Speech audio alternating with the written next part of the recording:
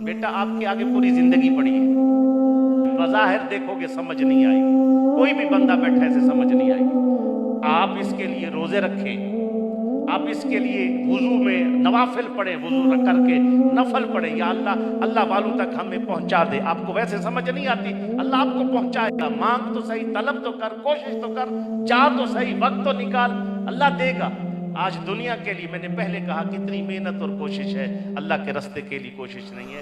شاہ عبدالحق محدث دہلوی رحمۃ اللہ تعالیٰ جملہ فرماتے ہیں، آپ فرماتے ہیں اللہ کے ولی کو ڈھونڈ، اگر تو ایسا مشکل ہو گئی کہ تو دنیا کے اندر تیرے اوپر قید ہو گئی ہے، تو جیل میں پھنس گیا ہے اور تیرے پاس اور راستہ ہے ہی کوئی نہیں، تو نکل ہی نہیں سکتا، کہا پھر کسی اللہ والے کی کتاب اپنے پاس رکھ لے، اس کی کتاب پڑھا کر۔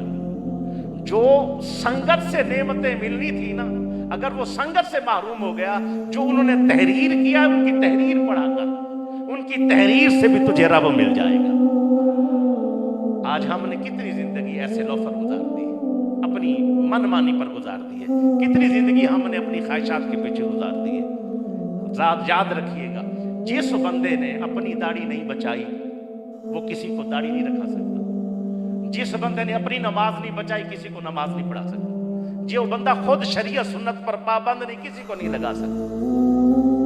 بچیاں آتی ہیں، بیٹیاں ہیں، بچیاں ہمارے پاس مدرسے میں موجود ہیں، اور اس کے باوجود بیٹیاں بٹ صاحب 25 سال ہو گئے، تقریباً 20 22 25 سال، ان کی گھر والی میرا پردہ ہے، میری گھر والی سے میرے حضرت کا پردہ ہے۔ بھائی کیا مصیبت ہے، لوگوں کے ہاں مرید ہوتے ہیں، اپنی بچیوں بیٹیوں کو لے جاتے ہیں، بے پردگی بے حیائی، کتنی بچیاں بیٹھی ہیں، ہمارا ان میں جانا نہیں، میری بیوی بیٹھی ہوتا، حضرت صاحب کے گھر والے ہماری باجی تشریف لائے، پردے میں بیٹھے دین سکھا رہے ہیں، ہماری بات وہاں جا رہی ہے۔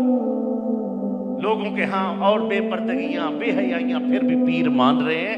مہربانی کریں، میری ایک درخواست ہے، زندگی اتنی تیزی کس طرح گزر رہی ہے، وہ کہا تھا نا، کیا بھروسہ ہے زندگانی کا، آدمی بلبلا ہے پانی کا، پانی پر بلبلا آئے گا اسی وقت ختم ہو جائے، زندگی کا کوئی بھروسہ نہیں ہے۔ آؤ اللہ اور اللہ کے رسول کے راستے پر لگا دیں، اللہ اور اللہ کے رسول کا راستہ تب ملے گا جب شیخ کامل ملے گا۔